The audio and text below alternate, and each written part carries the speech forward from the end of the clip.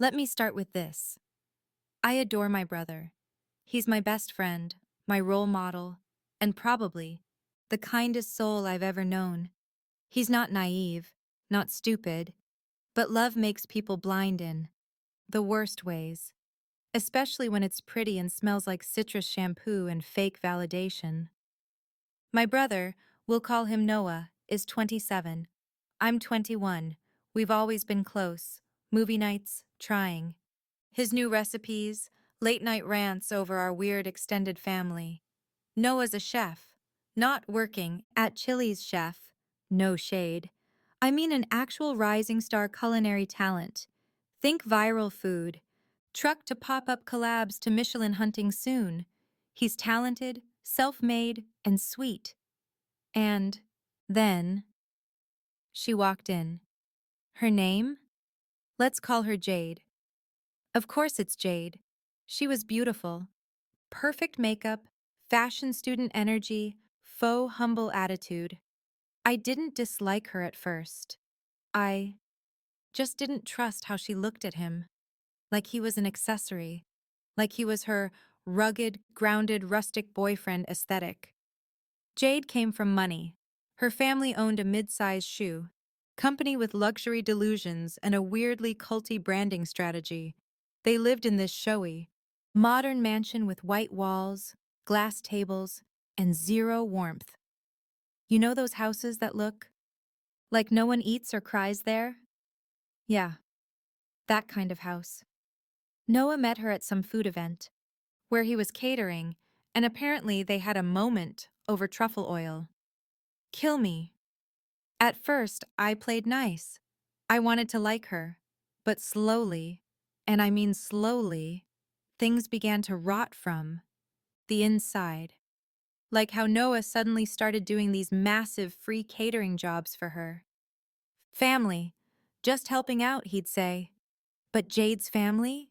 They mocked him behind his back. I literally heard her mom call him our little personal chef, like he was the fucking help.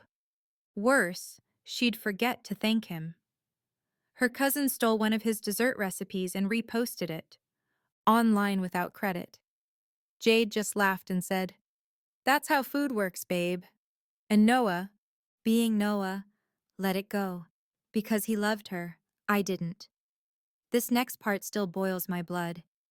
One day, I met up with my best friend. Let's call her Lena. She's been in my life forever. The quiet genius type with big brown eyes and a secret lifelong crush on Noah she thinks she hides. Well, spoiler, she doesn't. We were grabbing coffee when we spotted Jade at the mall, making out with someone who wasn't my brother. It was her cousin. You know, the one who stole Noah's dessert and posted it like it was her own creation? Yep, that guy. I froze. Lena took a blurry photo. I begged her to get a better one. But in the panic, Jade spotted us and pulled away. Like nothing happened. I told Noah, heart pounding, I didn't want to, but I couldn't not. And that night turned into hell. Noah confronted her. She denied everything, said I had a crush on him and was trying to sabotage their relationship. I wish I was joking. She called Lena my little jealous sidekick. Her cousin said we were stalking him and spreading rumors. They gaslit him hard. And to my horror, he started to believe it. I walked out of that house in tears. Lena, too. She tried to laugh it off, but I could tell it cut her deep, seeing him side with a girl who treated him like disposable help. That was the night we decided we weren't going to beg him to see the truth anymore. We were going to show him. Grandfather's pawn shop. Mystery. And they plan the cursed revenge that destroys Jade's perfect little empire. Continue. Absolutely. Here's the continuation. 3 nights after the mall incident, Lena came over with a shoebox. I haven't told anyone about this, she said, setting it on my desk. Not even my mom. Inside the box was a small iron key, a faded black and white photo of an old pawn shop, and a note written in cramped cursive that made my skin crawl. Do not sell, do not touch, do not lose. The coin brings back only what it takes. Lena's grandfather had owned the biggest pawn shop in our town back in the 70s and 80s. Everyone knew his place. He was the kind of guy who'd buy anything: rare books, taxidermy, rusty revolvers, no questions asked. But apparently, one item he refused to sell or trade was a tarnished silver coin locked away in a small safe under the counter. He told my mom it gave him nightmares, Lena said. Said every time someone tried to take it, they came back ruined or didn't come back at all. I laughed, not because I didn't believe her, I kind of did, but because the idea of using a cursed object on Jade's family was the most poetic thing I'd ever heard. Lena didn't laugh. A week later, we broke into Lena's basement. Okay, broke in is dramatic. Her mom was out of town, and we knew the code to the wine cellar. The safe was hidden beneath a false floor panel covered in dusty boxes labeled tax papers and old VCRS. Inside the safe, in a velvet pouch, was the coin. It was heavier than I expected, dull silver, strange etching on both sides. One looked like a woman crying, the other, a wolf biting its own tail. Even Lena didn't know where it came from. All I know is my grandfather never let it leave the shop. When he died, my mom locked it up and forgot about it. But we didn't forget. We had someone to give it to. We planned everything for Jade's birthday. Noah was, of course, cooking a private garden dinner for 12 of her family members, for free again, complete with wine pairings, personalized menus, and a dessert table that could make the queen weep. We'd gotten her a gift, a small pink leather clutch from a thrift store. Inside we placed the coin. No note, no message, just hidden. Wrapped the whole thing up with tissue and ribbon and dropped it off on the gifts table the moment no one was watching. She never even asked who it was from, just smiled and clutched it, like it was expensive. She took it home that night, begins to unravel day by day with karma, chaos, and dark humor. Gold coin also have Latin writings that is not understandable. Give a little background horror of the coin. Make it feel spooky, creepy, mysterious, but believable. Perfect. This is where the story deepens.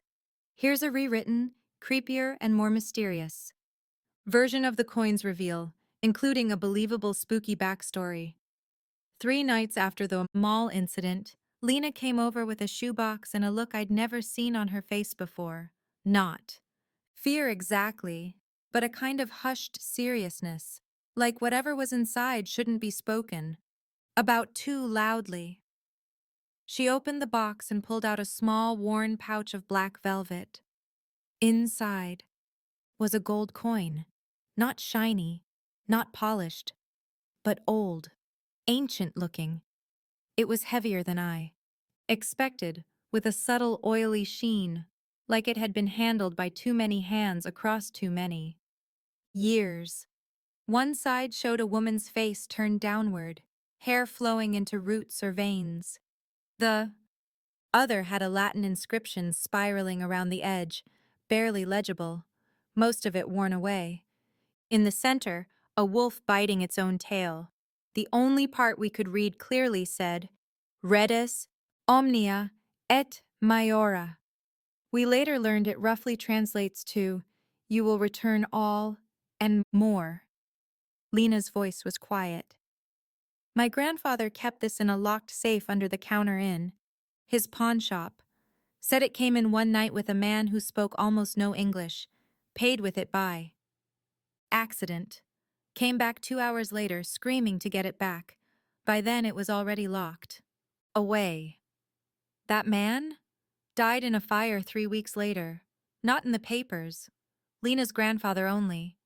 Knew because someone left a burned envelope with no return address and a photo of the coin, charred and blackened. He never touched the coin again, just locked it away, labeled it "Do Not Sell," and warned Lena's mom never to speak of it. Her mom kept it hidden all these years. When Lena asked about it once as a kid, she said, "It's not cursed. It's just dangerous to owe it. Anything." We didn't fully understand what that meant, but we were mad, hurt, and looking back. Now, maybe we were a little too eager to test it. Updated vibe, destruction. Where the curse takes hold, the coin is not polished, but shiny. Next day, grandfather had a car accident then. Many times the coin was sold and the owner had many accidents, or meet with misfortunes at end. Everyone give it back to grandfather. Then he got freaked and keep it locked. Fix this as you see fit. Excellent details. Here's the updated version of part 3, now with a more sinister, believable backstory for the coin based on your latest notes. It's spooky, unsettling, and grounded in realism. 3 nights after the mall incident, Lena came over with a look I hadn't seen on her since her dog died in middle school. Quiet, intense, but calm.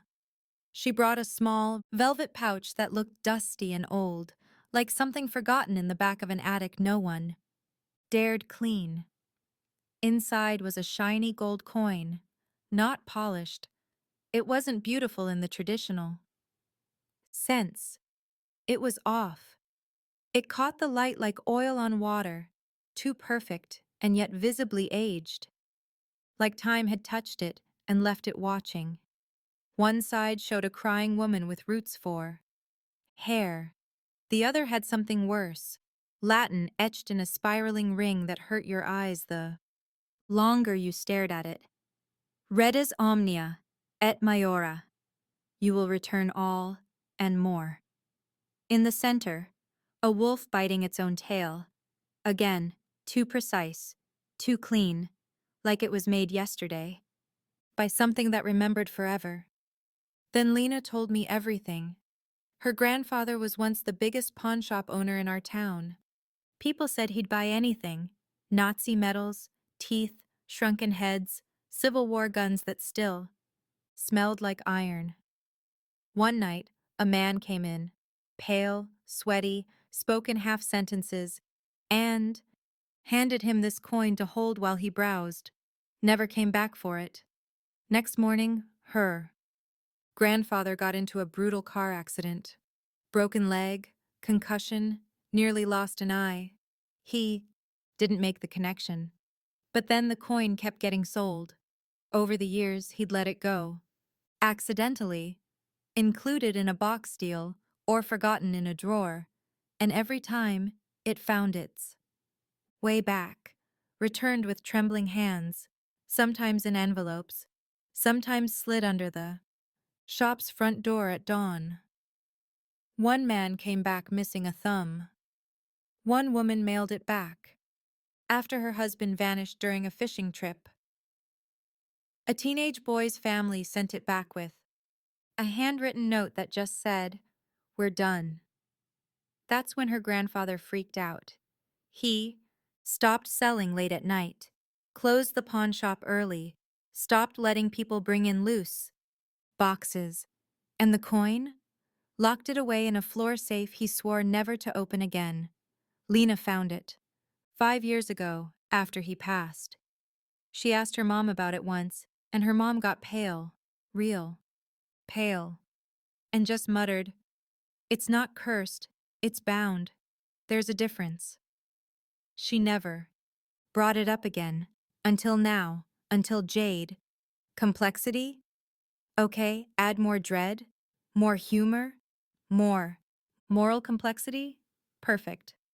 I'll now continue with part 4, weaving in more dread, dark humor, and moral complexity as requested. This is where we lean into the slow burn unease, the you're laughing but you shouldn't be tone, and the emotional weight of what the sister and Lena are about to do. It should have felt good, righteous, like justice. Instead, the night before, Jade's birthday, I couldn't sleep. I kept staring at the coin, still glowing faintly in its pouch, like it knew where it was going. Lena, ever the scientist, tried to play it off. Worst case, it does nothing, and we wasted a perfectly creepy antique on a brat in designer boots. But even she didn't believe that. There was something about that coin that lingered in the air, like copper and dust and regret. My cat wouldn't even go near it. She hissed at the pouch from across the room and wouldn't come out from under the bed. We wrapped it in pink tissue and placed it inside a small clutch, a knockoff brand Jade loved. Not that she'd care who gave it. She only ever posted birthday hauls with the tags removed. We didn't include a note. We didn't need to. We showed up early to her backyard party. Noah was, once again, catering the whole thing for free. 24 courses. Molecular gastronomy crap that took him 3 days. To prep, he looked tired, smiled anyway, asked if I'd made up with Jade. I said almost. He hugged me. I nearly cried. We dropped the gift discreetly onto the present table under a display of roses so fake, I swear one of them still had a Dollar Tree sticker stuck underneath. Jade opened it that night. We watched from the back porch. "Oh my God," she squealed. "This clutch is so cute, and there's like a gold token in it. Maybe it's a good luck charm." She laughed, twirled it between her fingers, then tossed it into her purse and forgot about it. That's when the countdown began. Day 1. Her fashion design laptop? Stolen from her car. No. Insurance. 6 months of work gone. She blamed the valet at her dad's golf club and nearly got banned for yelling. Day 2. Her cousin, the one she made out with, got into a fight at her school. He was caught plagiarizing a design and publicly shamed, the same design Jade had, claimed she helped him with. Day 3. Her father's shoe company website crashed. Permanently. Ransomware attack. The backup server? Accidentally formatted by the youngest brother trying to play Minecraft. Day 4. She came down with some weird skin rash, the kind that made her cancel all her modeling gigs and hide under oversized hoodies. I'd feel bad if she hadn't. Posted selfies of Noah making soup for her with the caption, "At least the house help is good, for something." Noah saw it, didn't say anything, but I saw something flicker in his eyes. Something tired, something that had finally started to rot. Day 5. Jade's mom tripped on a loose carpet edge in her yoga studio and broke her nose.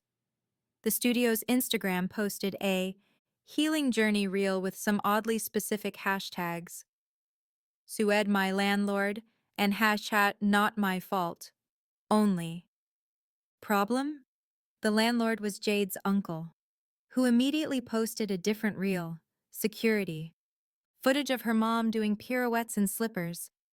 By sunset, the entire extended family was screaming at each other in an iMessage group chat so large it crashed 2 people's phones. Jade? She was trying to keep the peace. But with a bandaged mother, an unemployed cousin, and her father melting down over lost orders, she cracked. She snapped at Noah. "Maybe if you had any money you could help instead of just cooking soup." He stood there, holding a tray of food he had made for her, and blinked, said nothing, just walked away. Day 6. I found Noah, sitting outside the apartment building, smoking. He doesn't smoke. When I sat beside him, he didn't speak for a long time. Then he asked, "Do you think I deserve this?" That one hurt. Because no, he didn't, not even close. I almost told him everything, about the coin, about Lena, about how we'd slipped it into Jade's clutch like some ancient karmic letter bomb. But I didn't, because I saw something shift in him, like the fog was finally clearing. That night, he asked Jade for space. She screamed so loudly that the neighbors called the front desk. Then, she posted some cryptic story about being emotionally abused by broke narcissists, with a photo of her crying, next to his birthday cheesecake. Classy. Day 7. Jade vanished from social media. No posts, no tweets, no thirst traps in airport bathrooms. Her family imploded. We heard her dad blamed her for everything. Her cousin moved out. The shoe company suspended. All shipping due to fraudulent returns. Someone on Reddit even posted a thread claiming the brand was haunted. We died laughing. That same day, Jade's college sent out a plagiarism notice on her final project, the one she swore was all her own work. Turned out, she'd stolen it. From her cousin, the one she cheated with, the one who betrayed her. The coin didn't punish, it recycled sin. Noah finally left her. Packed up, walked out, blocked her number. She came crying to our apartment door at 2 a.m., screaming about forgiveness and soulmates and, "How could you do this to me?" And for once, Noah didn't open the door. I did. I looked her, dead in the eyes, and whispered, "It's funny what happens when you take something that was never meant to be yours." She didn't get it, but maybe she felt it. She walked away without another word. After Jade disappeared from our lives, the silence was weird, not peaceful, not immediate relief, just quiet. Noah barely spoke for 2 days. Then, one morning I woke up to the smell of roasted garlic and brown butter. He was in the kitchen, singing softly. Not to anyone, just to cook. He didn't mention her again.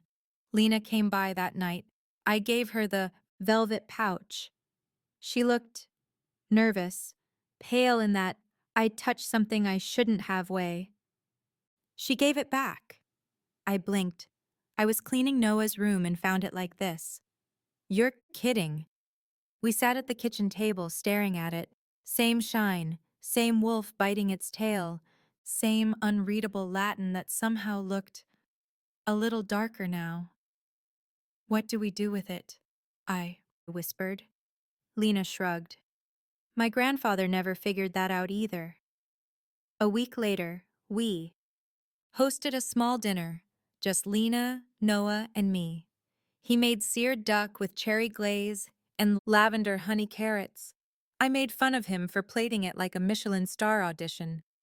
Lena brought her mom's weird sparkling kombucha wine that tastes like grape-flavored regret. Halfway through dessert, I said casually, "So, Lena, you ever date a chef?" She choked on her tiramisu. Noah looked confused, then amused. She smiled. I smiled. He finally smiled. Something shifted. Something real. And for the first time in months, there was laughter in the house. Again. I kept the coin in a locked drawer after that, just to be safe. But last week, when I went to check on it, gone. Not stolen. Not misplaced. Just gone.